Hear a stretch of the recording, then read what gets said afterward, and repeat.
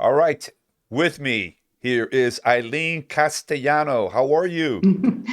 Oh, thank you so much, Pete, for having me. I'm doing great. How about yourself?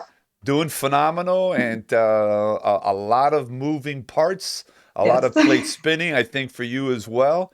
And Yes. so I'm really honored that you have taken the time to be with us. We know that you are doing a lot of phenomenal work. You are an international best-selling author, as I mentioned before we brought you on here. Heal Your Past and Live Today. I think I was at the book signing, if I'm not Yes. mistaken, a couple years ago. Yes, you And were. so it was a phenomenal evening. You have a beautiful family, great sons. Your sister was there. So that told me a lot. What I'd like to do right now for the benefit of the viewers and listeners that might not know Eileen yet, can you tell us a little bit about the work you do and what inspires you? Oh, that's a great question, Pete. What inspires me? So I think it all just comes together. I was a family therapist for over 20 years, and doing that and being an entrepreneur and a business owner with my father in the family business, I have lived my whole life and have created a whole career around helping people, watching people grow, evolve, helping them through struggles. And I mean, it inspires me to know that people can step into their greatness and have a life-changing experience when they do the work. And sometimes that's where we step back a little bit, and because the work is hard. And sometimes we've got to confront things that we don't want to see and we don't want to accept. And so that's my role. It's always been holding people's hands and kind of walking them through the process and letting them know that they are going to come out on the other side, and that success awaits them. And so I wake up every day inspired to just do that. And it could be a conversation, it could be a word, it could be a smile, it could be a reminder of, hey, you've got this, I believe in you. And so that is, everything just comes together, and it's a beautiful feeling to live on purpose. It really is. As we move on in life and we go through all of our experiences and we gain wisdom and, we learn, there's lessons learned and everything. We understand our purpose more than ever Yeah. and are able to convert that into the work that we do and the people that we meet and the people that we hang out with and all that. You just mentioned something right now. Ideas are great, but if you are not working them, they Yep. just remain ideas that kind of dissipate into Yep. thin air. So it's a two-part process there. The idea, come up with it, and then put it into action. And talking about that, today's world, I'm not calling it post-COVID because we're still Mhm. there, but it's going through the COVID experience when it comes to employers, business owners, executives. They're struggling. They're struggling Yeah. to retain their people. Um, Tell us a little bit about some ideas that I know that you're working on to help those business owners, those managers, those executives to hold on to these folks that have done great work for them. So that's a twofold, because it's the executives, right, or the business owners that are struggling, and the employees are struggling. And so I mean, depending on if it's a corporation or if it's a smaller business, depends on the kind of advice that I would give them in coaching them through this process. So one of the things, Pete, that we know is that we all love to be appreciated and feel appreciated. And so one of the first points that I will bring up to the executives for their departments, if they're the department head or if I'm working with a business owner, is have a conversation with your employees. Let them know that they matter. Let them know that you're open to hear their circumstances. Everybody's circumstance is different.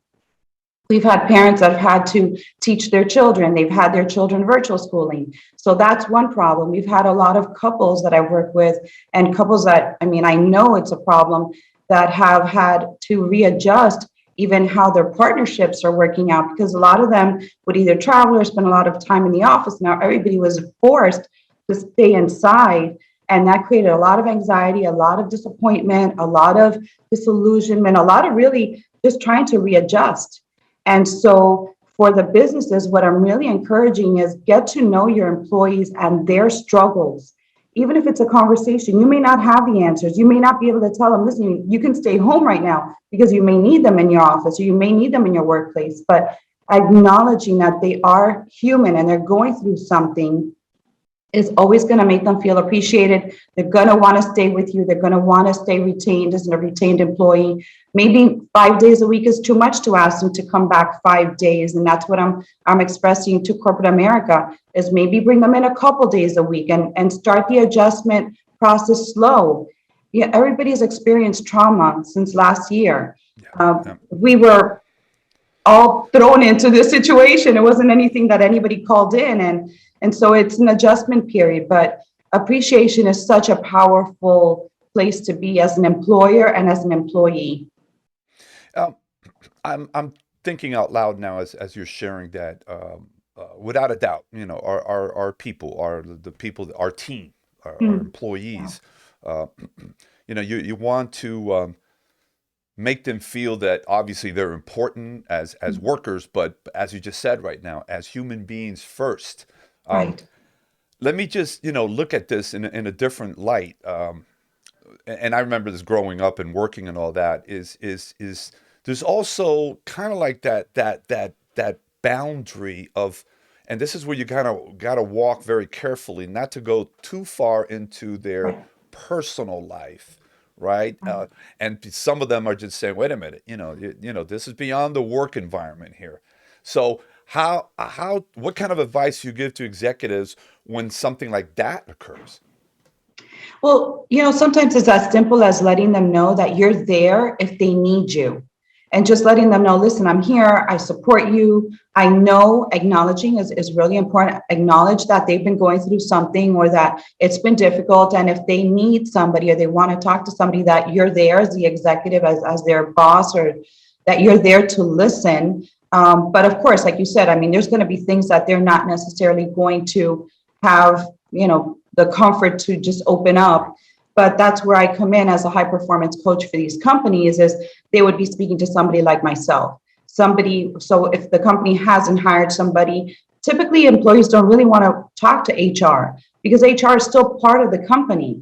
Hmm. And so for these executives to identify, you know what, I've got a few of these really strong, powerful, great staff members, employees that are struggling. I'd love for them to have a conversation with you, Eileen. And they don't need, it's all confidential, so they wouldn't know in detail what we talk about. But that's why hiring a coach at this time would be so important for these companies to help these employees through this process while they're still an employee, they're still trying to get themselves back. But it shows the employee that they also are being helped and that they're being noticed as someone that's important enough for the company to invest in them to get back into the groove of things, get back into acclimating into the company again. Let me ask you a question just out of curiosity. As a coach, and Mhm. especially when you're dealing with employees, um, that's a monumental responsibility that you have in terms of the confidentiality of those conversations because if they gain trust and they feel comfortable with you, they're going to tend to open up more about what's going on there. So not only are you a coach, but you put on the hat of an advisor, you put on the hat of psychologist, you put the hat on of a priest almost, where there it's a responsibility when Yes. how have you how has that worked for you? Because I'm sure in your years of working, when you're in private practice as a family therapist and everything like that, how does that affect you personally? So again, that's really great. It's a great question because as a coach, as a teacher, as a guide, as an advisor, we also need to have people that we go to. And so I've got team members that they're my coaches. They're people that I will, depending on what I'm going through, depending on what kind of case I'm working on, I do have people that I can access and I can call and I'm on speed dial and we will have a brief conversation and help me through that process as well. And that's one other thing, again, as a coach, but I teach coaches and other teachers and executives is we all need someone to talk to. We've all, not only because we've gone through this, but even as professionals, executives, if you're working 90 hours a week, you better have somebody that you can lean on when, the deal didn't close or the bottom line just got hit or Hmm. you lost your best employee, like whatever that situation is, and business owners too. And so that's really, Pete, like yourself and myself, like we're here to advise and to have that open mind and that open line of communication with the people around us so that we can step in and give advice, but we can also know when it's time for us to ask for advice and get some help ourselves. So it's a continuum. It's continuously it's a conversation. It's ongoing, and we never get there, right? Oh no, There is no there. There is, no, you arrived, and could now what's the next step, or what's the next, yes. going up in the next floor up. Uh, I'd like to know a little bit more about your high vibrational performance practice, and the methodology that you use, and how that has and is helping executives and their employees. So one of the things that I love to teach is if we understand that everything is energy and that everything holds a frequency, then we also are responsible for how we are vibrating. And we could be around somebody that has a very low vibration and we'll say, wow, like I really don't want to be around so and so. I feel like their energy is very toxic for me. And so we speak this way all the time. And so implementing and putting that into my program so that the individuals that I'm working with are aware of what their energy, what are they vibing? Are they the person that people don't want to be around, that they cringe around, or are they very inviting and opening in their lines of communication and how their appearance is? And so it's interesting that right now I'm in the process of writing another book, which is all around the mental health program and Mm-hmm. how mental health, I believe that in the system and working in it for over 20 years, I recognized that there was a component missing. We're not just our thoughts and our emotions, we're also the energy. We're also the energy of the environment that we live in. And it was beautiful watching little kids, they're doing great in school and then they go home to a toxic environment. And of course, they start acting out at home, but in school, they're impeccable. It's like, wait, so there's something in this. And so I have a whole case studies, research around that. And I'm writing and incorporating the importance of being in a vibration that is complementary to you and to others, because that does make a difference, Pete, on the kind of success that we wanna achieve. If we think in excess and abundance and riches and we're motivated that way, everything around us becomes that. But if we're in this Debbie Downer, or we're victims, or we feel bad about ourselves, or we're thinking of all the past and all of our mistakes, and we're just beating ourselves up, there's no way you're not going to grow in that corporate ladder, whether it's a business, whether it's something that you're starting off, whether it's Mm-hmm. corporate America. It's so that is the importance of teaching, creating the awareness, teaching them what to do, how to step into a higher vibration. And then the most important piece of all is sustaining it.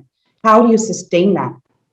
It's like the person that wins the lottery. Okay, so you won the lottery, but how are you going to sustain that? How do you create this livelihood, this luxury lifestyle that you have access to if you're poor in spirit, when you're poor in mind, your thoughts? So just helping them to be more complimentary with themselves. That is so important. I really believe, because you feel it, energy Yeah. and the vibes in a room, and a gathering of people, that's an intangible that you can't really put a price tag on, but it's Mm. there, and that it does exist. Eileen, this has been a fabulous conversation. This has been terrific. Thank And you. when can we expect your new book out? So I'm working for the beginning of 2022. Okay. So it's all in the works, and it's got been with the editors and working on all of that. So excited to put this out there. Yes. And how can the viewers and listeners get a hold of you? So my website is great. That's one way that they can access me. It's under eileenc.com, spelled AILEENC.com. And that's also being revamped, and my brand is being all updated and everything too. And the other would be the book. The Amazon bestseller is on Amazon, and it's Heal Your Past and Live Today. And social media, Eileen Castellano. I'm all over the place. Yes, you So, are. Hey, thank you so much for oh, taking thank you, time. This has Pete. been a great message from you, and keep Wonderful. doing the great work that you're doing. Thank you. You too, Pete. Thank you so much. Thanks for this opportunity. All right, take care of yourself. God bless. You too. God Bye bless. bye.